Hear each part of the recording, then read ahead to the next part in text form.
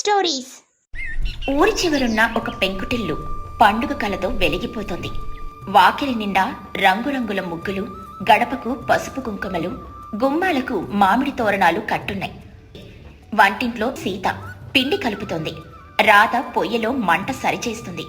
చిట్టి అటూ ఇటూ తిరుగుతూ సామాన్లను సర్దుతోంది, అందిస్తోంది. సీత, ఆ నేతి గిన్నె ఇలా ఇవ్వు.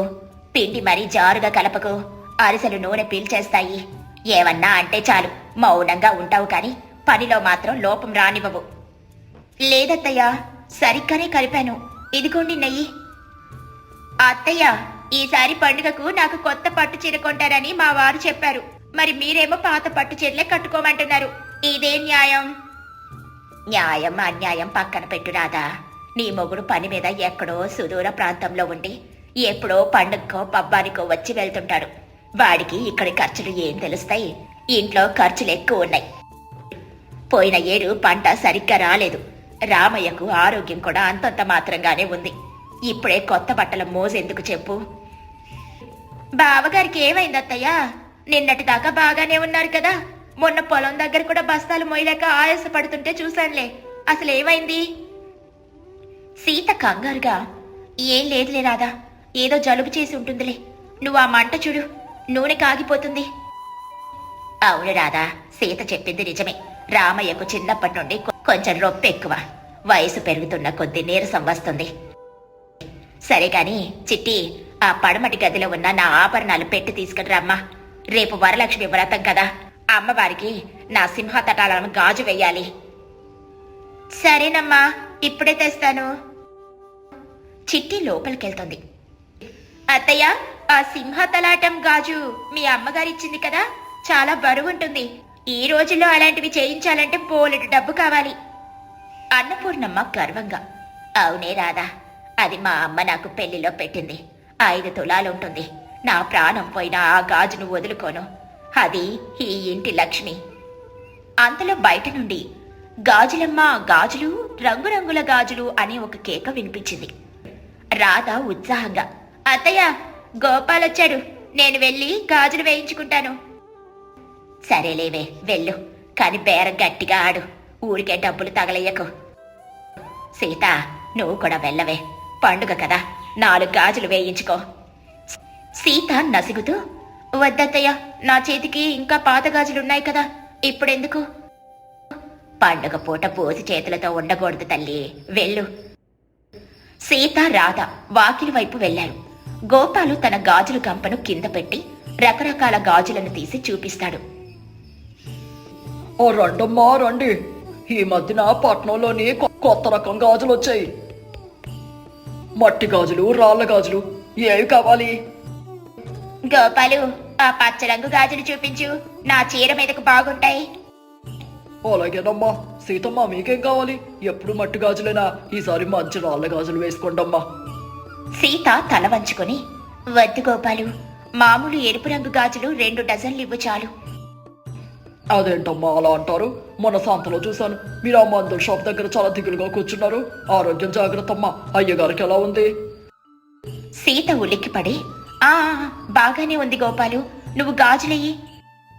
సీత కళ్ళల్లో భయం రాధ గమనించింది.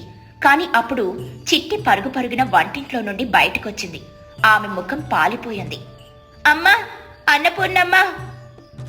అన్నపూర్ణమ్మ వంటింట్లో నుండి, ఏవే, పెట్టె తెచ్చావా లేదా?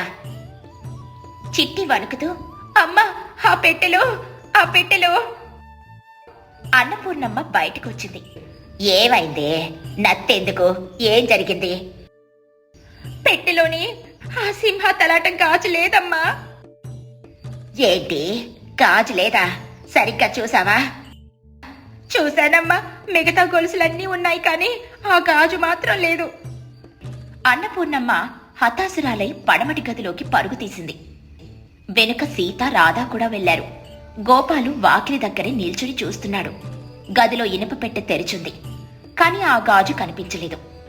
అన్నపూర్ణమ్మ గుండెలు బాదుకుంటూ, నా గాజు, నా తల్లిగారిచ్చిన గాజు, నిన్న రాత్రి కూడా చూశానే, ఇక్కడ పెట్టిలోనే పెట్టానే, ఇప్పుడు ఎలా మాయమైపోయింది? అత్తయ్య, కంగారు పడకండి, ఇక్కడే ఎక్కడో ఉండుంటుంది.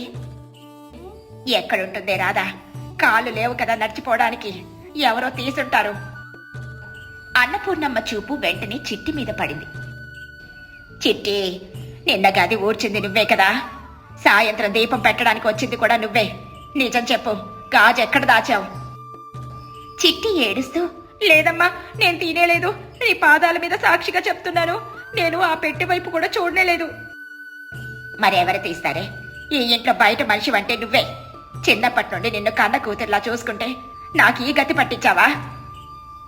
అత్తయ్య, చిట్టి అలాంటిది కాదు. తొందరపడి మాట అనకండి. నువ్వు ఆగు సీత, నీకందరూ మంచోళ్లే, లోకం తెలియదు నీకు. రాధా, నువ్వు చెప్పవే. నిన్న మధ్యాహ్నం చిట్టి ఈ గదిలో చాలాసేపు ఉంది కదా? ఉందత్తయ్యా, కానీ లేదు, గీనీ లేదు. చిట్టి మర్యాదగా గాజు ఇచ్చేస్తే సరి, లేకపోతే ఊరి పెద్దల్ని పిలిపించి పంచాయతీ పెట్టిస్తాను. అప్పుడు నీ పరువు మా పరువు గంగలో కలుస్తుంది. అమ్మా, నేను తీయని వస్తువు గురించి ఎలా చెప్పను? నేను తీయలేదు తల్లి. అన్నపూర్ణమ్మ కోపం నశాలానికి అంటింది. నువ్వు తీయకపోతే మరి దయ్యం వచ్చి ఎత్తుకుపోయిందా ఏంటి? ఈ ఇంట్లో మన నలుగురం, రామయ్య తప్ప ఎవరున్నారు? రామయ్య పొలం వెళ్ళాడు, నేనేమో వంటింట్లో ఉన్నాను. మిగిలింది మీ ముగ్గురే. అన్నపూర్ణమ్మ చూపు ఇప్పుడు రాధ వైపు తిరిగింది. ఒసే రాధా, నిన్న నీకు ఆ గాజు మీద భలే మోజు కలిగింది కదా? నాకు కావాలని అడిగావు, నేను కుదరదు అన్నాను. ఆ కోపంతో ఏమైనా? రాధ ఆవేశంగా, అత్తయ్య, నోరు అదుపులో పెట్టుకోండి. నేను కోడల్ని, దొంగన కాదు. మీ గాజు నాకు అక్కర్లేదు. మా పుట్టింటి వాళ్ళు నాకు తక్కువేం పెట్టలేదులే. లేనిపోని నిందలు వేస్తే నేను ఊరుకోని చెప్తున్నా. మరి గాజు ఎక్కడికి పోయింది? ఆకాశంలో కలిసిపోయిందా? భూమిలో కృంగిపోయిందా? సీత మౌనంగా నిల్చునుంది. ఆమె ముఖం చెమటతో తడిసిపోయింది. ఆమె పెదాలు తడారిపోతున్నాయి. వసై సీత, నువ్వెంటే బొమ్మల అలా నిల్చున్నావు? ఇల్లంతా వెతుకో. చిట్టి సంచి వెతుకో, రాధ బీరవా వెతుకో. అత్తయ్య, వద్దు, చిట్టిని రాధను అవమానించకండి. ఆ గాజు ఏంటి? ఆ గాజు పోలేదత్తయ్యా. పోలేదా? మరెక్కడుంది? నా చేతిలో పెట్టు. సీత కళ్ళల్లో నీళ్లు తిరిగాయి. నా దగ్గర లేదత్తయ్యా. ఏం మాట్లాడుతున్నావే? నీ దగ్గర లేదు, పెట్టిలో లేదు, పోలేదు అంటున్నావు. అంటే ఏంటి? ఆ సమయంలో వాకిలి దగ్గర నిల్చున్న గోపాలు నెమ్మదిగా లోపలికొచ్చాడు. అమ్మగారు, పెద్దవారు మీరు, నా మాట మన్నించాలి. మధ్యలో కల్పించుకుంటున్నానని అనుకోకండి. ఏరా గోపాలు, నువ్వెంకా వెళ్ళనే లేదా? మా ఇంటి గొడవలు నీకెందుకో? గొడవలు కావని కాదు తల్లి, ఇందాక సీతమ్మ గారిని చూస్తే ఏదో గుర్తొచ్చింది. నిన్న నేను పట్నం వెళ్ళాను కదా, అక్కడ పెద్ద ఆసుపత్రి దగ్గర మన సీతమ్మ గారిని చూశాను. ఆసుపత్రి దగ్గర? సీత ఊరి దాటి వెళ్లడమే అరుదు, తను పట్నం ఎందుకెళ్తుంది? గోపాలు, నువ్వెళ్ళు, దయచేసి వెళ్ళు.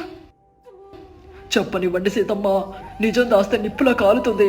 అమ్మగారు, సీతమ్మ గారు అక్కడ ఆ బంగారు దుకాణం సేటుగారితో మాట్లాడుతుండగా చూశాను. చేతిలో ఎర్రని సంచుంది. అన్నపూర్ణమ్మ సీత వైపు కోపంగా చూసింది. ఒసేయ్ సీత, గోపాలు చెప్పేది నిజమేనా? నువ్వు నిన్న పట్నం వెళ్ళావా? ఆ గాజునేం చేశావే? అమ్మావా? తాకట్టు పెట్టావా? అసలు నీకు అంత డబ్బు అవసరం ఏమొచ్చింది? ఇంట్లో తినడానికి లోటుందా? కట్టుకోవడానికి పట్టలేదా? సీత ఏడుస్తూ, నన్ను క్షమించండి అత్తయ్య. అవును, ఆ గాజు నేనే తీసుకున్నాను. అక్క, నువ్వా? ఎందుకు? నీకేం కష్టం వచ్చింది? చిచి, కడుపున పుట్టిన కొడుకు కంటే ఎక్కువగా నమ్మానే నిన్ను. ఇంటి గుట్టు, ఇంటి గౌరవం నీ చేతిలో పెట్టానే.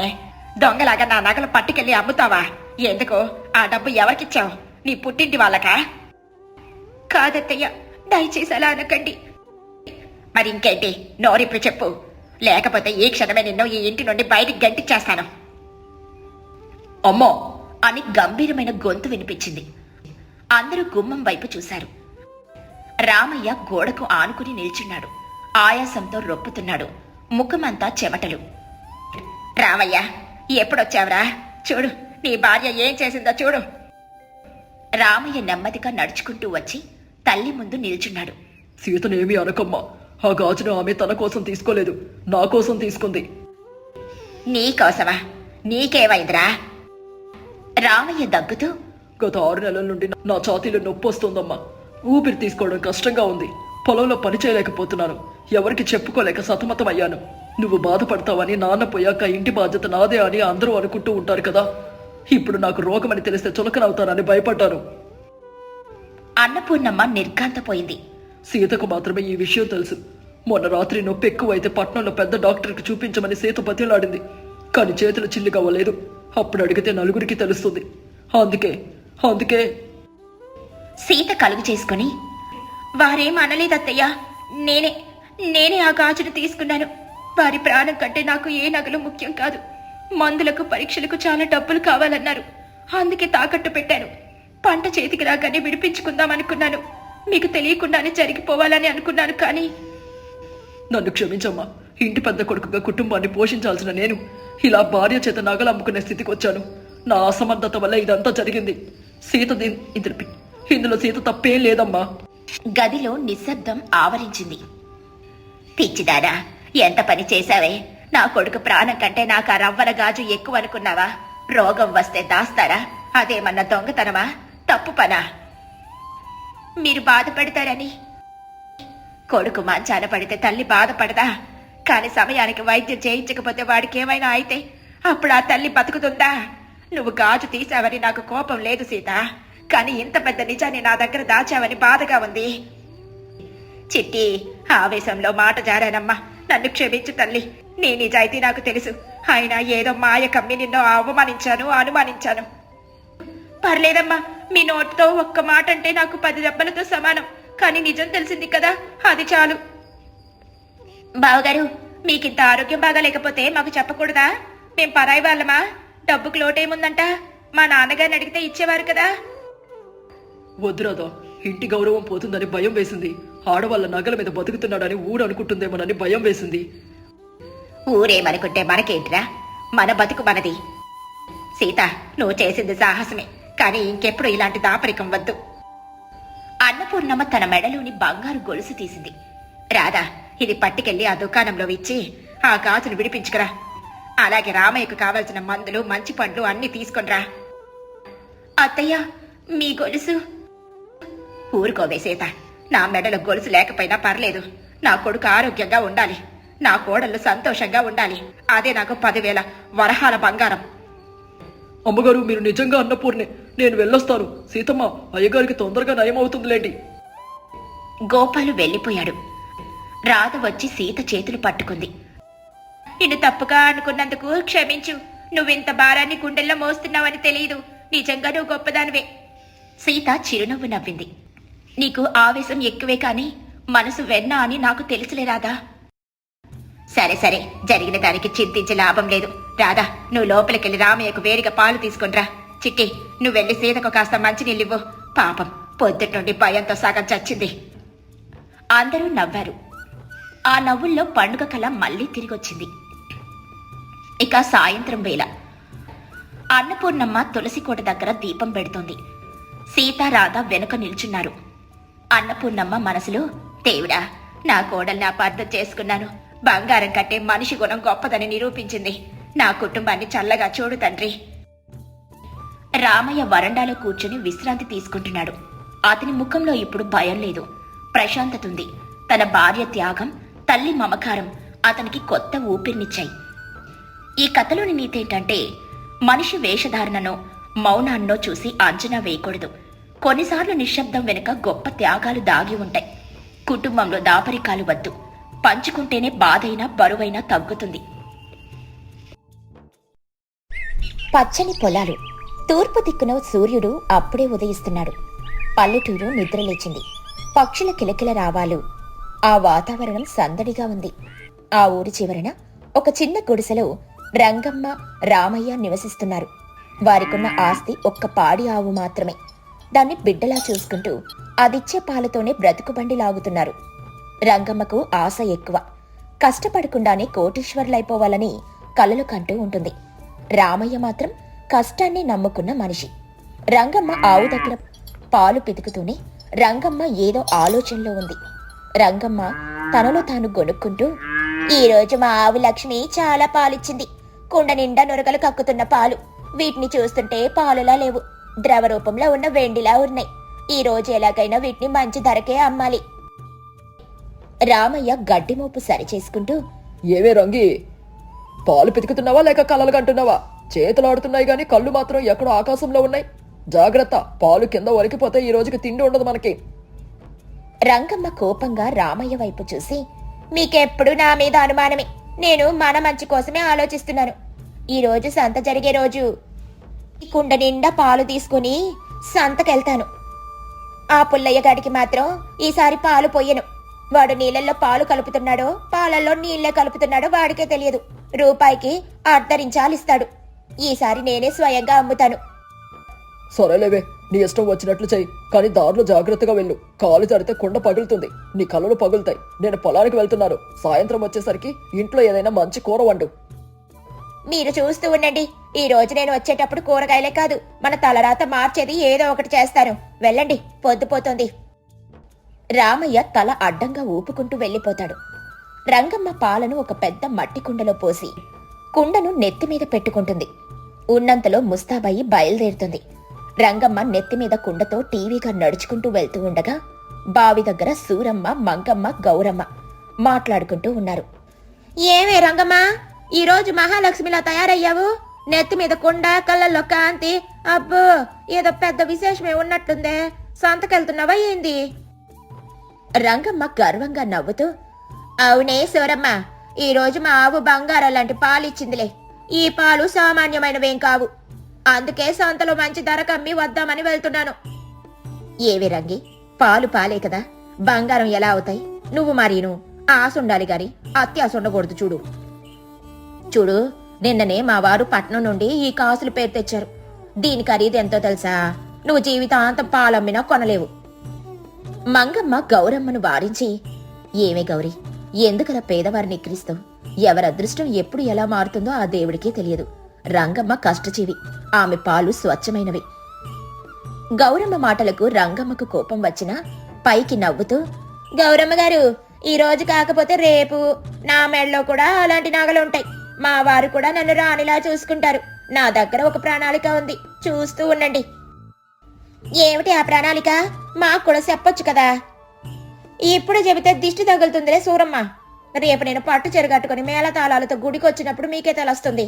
సర్లే, నాకు ఆలస్యం అవుతుంది. సంతలో జనం పెరిగిపోతారు. రంగమ్మ వడివడిగా అడుగులేస్తూ ముందుకు సాగుతోంది. రామయ్య పొలం పనులు ముగించుకుని ఇంటికి ఏదైనా తీసుకెళ్దామని ఆమె వెనుక కొద్ది దూరంలో వస్తుంటాడు. కాని రంగమ్మ ఆయన్ని గమనించదు. రంగమ్మ ఒంటరిగా నడుస్తోంది. ఆమె ఆలోచనలు నెమ్మదిగా మొదలయ్యాయి. రామయ్య ఆమె వెనుక కొద్ది దూరంలో ఆమె గొణుగుడు వింటూ నడుస్తున్నాడు. రంగమ్మ తనలో తాను గట్టిగా మాట్లాడుకుంటూ, ఈ గౌరమ్మకి ఎంత పొగరు! ఆమె దగ్గర డబ్బుందని నన్ను చిన్న చూపు చూస్తోంది. కాని నా తెలివి ఆమెకి లేదే. ఇప్పుడు ఈ కుండలో ఉన్న పాలు చాలా చిక్కడివి. సంతలో వీటికి చాలా గిరాకీ ఉంటుంది. తక్కువలో తక్కువ 5 రూపాయలకు అమ్మేస్తాను. రామయ్య వెనక నుండి వింటూ నవ్వుకుంటాడు. 5 రూపాయల? మహా అయితే 2 రూపాయలు వస్తాయి అని అనుకుంటాడు. ఆ 5 రూపాయలతో నేనేం చేస్తాను? మిఠాయిలు కొనుక్కొని తినను, గాజులు కొనను. ఆ డబ్బుతో ఒక మంచి జాతి కోడిని కొంటాను. అవును, ఒక పెట్ట కోడిని కొంటాను. అది రోజు గుడ్లు పెడుతుంది. ఆ గుడ్లను నేను తినను, వాటిని పొదిగిస్తాను. రంగమ్మ కళ్ళ ముందు కోడి పిల్లలు తిరుగుతున్నట్లు ఊహించుకుంటూ, ఆ కోడి పెట్ట కనీసం 10 పిల్లలను చేస్తుంది. ఆ పిల్లలు పెద్దవవుతాయి, అవి కూడా గుడ్లు పెడతాయి. కొద్ది రోజుల్లోనే నా ఇంటి నిండా కోళ్లే ఉంటాయి. అప్పుడు ఆ కోళ్లను సంతలో అమ్ముతాను. ఒక్కొక్క కోడికి మంచి ధర వస్తుంది. అప్పుడు నా దగ్గర చాలా డబ్బుంటుంది. రామయ్య వెనక నుండి, అమ్మో, ఇప్పుడే ఇన్ని లెక్కల, కోడి ఇంకా కొనలేదు, గుడ్డు ఇంకా పెట్టనేలేదు అని తల బాదుకుంటాడు. ఆ కోళ్లను అమ్మిన డబ్బుతో నేనేం చేస్తాను? చిన్న చిన్న పనులు చేయను. ఆ డబ్బుతో 2 మేక పిల్లల్ని కొంటాను. అవును, మేకలు. అవి లేత ఆకులు తిని బలంగా తయారవుతాయి. వాటికి పిల్లలు పుడతాయి. మేకల మంద పెరుగుతుంది. అప్పుడు నేను కేవలం పాలమ్మే రంగమ్మను కాదు, మేకల మందు యజమానురాల్ని. రంగమ్మ నడకలో వేగం పెరిగింది. ముఖంలో కాంతొచ్చింది. ఆ మేకలు నమ్మి ఆ వచ్చిన డబ్బుతో ఒక ఆవును కొంటాను. కాదు, ఒక ఆవు కాదు, 2 ఆవుల్ని కొంటాను. అప్పుడు నాకు బోలెడన్న పాలుంటాయి. ఆ పాలతో నెయ్యి, వెన్న, పెరుగు చేస్తాను. ఊరంతా నా దగ్గరే కొంటారు. ఆ గౌరమ్మ కూడా నా దగ్గరకు వచ్చి, రంగమ్మ, కొంచెం స్వచ్ఛమైన నెయ్యి ఉంటే ఇవ్వవా అని అడుక్కోవాలి. అప్పుడు నా దగ్గర చాలా డబ్బుంటుంది. మా గుడిసెను పడగట్టి పెద్ద భవంతి కట్టిస్తాను. మేడ మీద నిలబడి చల్లగాలి పీలుస్తాను. ఒంటి నిండా పట్టు చీరలు, బంగారు నగలు, కాళ్ళకు వెండి పట్టీలు. అబ్బబ్బబ్బా, ఊహించుకుంటేనే ఎంత బాగుందో. అప్పుడు నేను ఆ గౌరమ్మలాగే దర్జాగా ఉంటాను. రామయ్య వెనక నుండి, ఏవే రంగి, చూసి నడువు, కింద రాళ్ళున్నాయి, కళ్ళల్లో కాదు దారిలో నడువు అని అరవబోయి ఆగిపోతాడు. ఆమె ఆనందాన్ని చెడగొట్టడం ఎందుకని. అప్పుడు ఊర్లో చాలా మంది నన్ను పెళ్లి చేసుకోవాలని వస్తారు. నా అందం, ఐశ్వర్యం చూసి వరుస కడతారు. ఆ పుల్లయ్య గాడు కూడా వచ్చి, రంగమ్మ నన్ను పెళ్లి చేసుకుంటావా అని అడుగుతాడు. అప్పుడు నేను వాడి మొహం చూసి నవ్వుతాను. రంగమ్మ తన కలల ప్రపంచంలో పూర్తిగా మునిగిపోయింది. అప్పుడే ఎదురుగా పుల్లయ్య వస్తున్నాడు. అతన్ని చూడగానే రంగమ్మ ఊహ ఇంకా బలపడింది. రంగమ్మ పుల్లయ్యను నిజంగానే తన దగ్గరకు అప్పడగడానికి వచ్చాడని, లేదా పెళ్లి సంబంధం కోసం వచ్చాడని భ్రమపడుతుంది. ఏవే రంగా, సంతగా కుండలో పాలు బాగున్నాయా, నాకు పోస్తావా, మంచి ధర ఇస్తానులే. ఓరి పుల్లయ్య, నీ చిల్లర నాకెందుకురా? ఇప్పుడు నేను ఎవరిని అనుకుంటున్నావు? నేను మహారాణిని. నా దగ్గర కోళ్లున్నాయి, మేకలున్నాయి, ఆవులు ఉన్నాయి. నా భవంతి ముందు నువ్వెంత? నాతో మాట్లాడాలంటే తల దించుకొని మాట్లాడు. పుల్లయ్య ఆశ్చర్యంగా, ఏంటో రంగి, నీకేమైనా పిచ్చి పట్టిందా, ఏడదెబ్బ కొట్టిందా? కోళ్ళు మేకలు ఎక్కడున్నాయి? నీ నెత్తి మీద ఉన్నది పాలకుండ మాత్రమే. నువ్వు నోరు మూసుకో. నా గురించి నీకేం తెలీదు. రేపొద్దున నా దర్జా చూసి నువ్వే ఆశ్చర్యపోతావు. అప్పుడు నువ్వు వచ్చి నన్ను అడిగినా, లేకపోతే ఆ ఊరి ప్రెసిడెంట్ గారు వచ్చి అడిగినా సరే, నేను ఎవరికి తల వంచను. ఇలా ఇలా తల ఎగరేసి పోండ్రా, నాకెవ్వరూ అవసరం లేదు అని చెబుతాను. రంగమ్మ ఆవేశంతో, గర్వంతో, అహంకారంతో రంగమ్మ తల ఎగరేయడంతో నెత్తిమీదున్న పెద్ద మట్టి కుండ ఒక్కసారిగా కింద జారి పడింది. ఢమాల్ అనే శబ్దంతో కుండ ముక్కలైపోయింది. తెల్లటి పాలు మట్టిలో కలిసిపోయాయి. రంగమ్మ ఉలిక్కిపడి కల చెదిరిపోయి కింద చూస్తుంది. పగిలిన కుండ, పారిన పాలు కనిపిస్తాయి. అయ్యో దేవుడా, ఏమైపోయింది? నా పాలు, నా వెండి లాంటి పాలు! మట్టిలో కలిసిన పాల వైపు చూస్తూ ఏడవడం మొదలు పెడుతుంది. నా కోడి పిల్లలు చచ్చిపోయాయే, నా మేకలు పారిపోయాయే, నా ఆవులు మాయమైపోయాయే, నా భవంతి కూలిపోయిందే. అయ్యో, నా పట్టు చీరలు, నా నగలన్నీ ఈ పాలల్లో కొట్టుకుపోయాయే. పుల్లయ్య పక్కన నిలబడి నవ్వుతూ ఉంటాడు. చూసావా రంగమ్మ, గాలిలో మేడలు కడితే ఇలాగే ఉంటుంది. ఉన్న పాలు కూడా పోయాయి, కోళ్లు లేవు, మేకలు లేవు. ఇప్పుడు నీ దగ్గర మిగిలిన కొండ పేక్కులు మాత్రమే. పుల్లయ్య నవ్వుకుంటూ వెళ్లిపోతాడు. పుల్లయ్య పరుగున వచ్చి ఆమె కన్నీళ్లు తుడుస్తాడు. అప్పటికే ఆ దారిలో వస్తున్న సూరమ్మ, మంగమ్మ అక్కడే ఆగుతారు. ఏమైందే రంగి, ఎందుకు ఏడుస్తున్నావు? అయ్యోయ్యో, పాలు ఒలికిపోయాయా? పాపం, జాగ్రత్తగా నడవాలి కదా తల్లి. ఏంటే రంగమ్మ, ఇందాకేదో ప్రణాళిక అన్నావు, కోటీశ్వరాలను అవుతాను అన్నావు. ఇదేనా నీ ప్రణాళిక? పాలు నేలపాలు చేయడమా? సూరమ్మ గారు, ఆమెను ఇప్పుడు ఏమీ అనకండి. ఇప్పటికే ఆమె బాధలో ఉంది. రంగి విను, నేను నీకు పొద్దున్నే చెప్పాను కదా, కలలు కనడం తప్పు కాదు, కానీ పని చేయకుండా ఫలితం రాకముందే వచ్చినట్లు ఊహించుకోవడం తప్పు. నువ్వు ఆ కోడిని కొనలేదు, అది గుడ్డు పెట్టలేదు, కానీ నువ్వు మాత్రం ఆ గుడ్లు అమ్మిన డబ్బుతో మేకలు కొనేశావు. ఆ ఆశ హద్దు దాటి హత్యాసగా మారింది. రంగమ్మ ఏడుస్తూ, నాకు బుద్ధొచ్చిందండి. ఆ గౌరమ్మని చూసి ఐశ్వర్యపడ్డాను. ఆమెలా దర్జాగా బ్రతకాలని ఆశపడ్డాను. నా కళ్ళ ముందున్న దారిని చూడకుండా గాలిలో ఉన్న మేడలను చూశాను. అందుకే నా నెత్తి మీద కుండ పగిలింది. నిజమే రామయ్య చెప్పింది. రంగమ్మ, మన చేతిలో ఉన్నదాన్ని జాగ్రత్తగా కాపాడుకోవాలి. లేని దానికోసం ఆశపడితే ఉన్నది కూడా పోతుంది. చూడు, ఆ పాలమ్ముంటే కనీసం 2 రూపాయలు వచ్చేవి. ఈ రోజు సాయంత్రం బియ్యం కొనుక్కోడానికి పనికొచ్చేవి. ఇప్పుడు ఆ 2 రూపాయలు కూడా పోయాయి. పోనీలో మంగమ్మ గారు, జరిగిందేదో జరిగింది. ఇది రంగమ్మకు ఒక గుణపాఠం. రంగి, ఇంటికెళ్దాం. మళ్ళీ రేపు ఆవు పాలిస్తుంది. ఈసారి వాటిని జాగ్రత్తగా అమ్ముదాం. వచ్చిన డబ్బులు దాచుకుందాం. అప్పుడు నిజంగానే ఒక కోడిని కొందాం. కష్టపడి పైకొద్దాం. అంతేగాని ఇలా రరి రోడ్డు మీద పగటి కళ్ళలు కనొద్దు. రంగమ్మ కళ్ళు తుడుచుకొని, అవునండి, మీరు చెప్పింది నిజం. కష్టపడితేనే ఫలితం దక్కుతుంది. గాలిలో దీపం పెట్టి దేవుడా అంటే వెలగదు. చేతులు అడ్డు పెట్టి కాపాడుకోవాలి. ఇక నుండి నేను అత్యాశపడను. ఉన్నదానితో తృప్తిగా బ్రతుకుతాను. రంగమ్మ, రామయ్యలు ఇంటికి చేరుకున్నారు. ఆ రోజు వారికి పస్తుండాల్సొచ్చింది. కాని ఆ పస్తు రంగమ్మకు ఒక గొప్ప గుణపాఠాన్ని నేర్పింది. ఆ తర్వాత ఎప్పుడూ ఆమె గాలిలో మేడలు కట్టనేలేదు. రామయ్యతో కలిసి కష్టపడింది. కొన్నాళ్లకు నిజంగానే వారు కొన్ని కోళ్లను, ఒక మేకను కొనగలిగారు. కాని అది కలల వల్ల రాలేదు, వారి చెమట వల్ల వచ్చింది. ఈ కథలోని నీతేంటంటే, గాలిలో మేడలు కట్టకూడదు. ఆచరణ లేని ఆలోచనలు అనర్థాలకు దారి తీస్తాయి. అత్యాశ దుఃఖానికి చేటు. ఉన్నదానితో తృప్తి పడడం, భవిష్యత్తు కోసం జాగ్రత్తగా కష్టపడడం ఎంతో ముఖ్యం.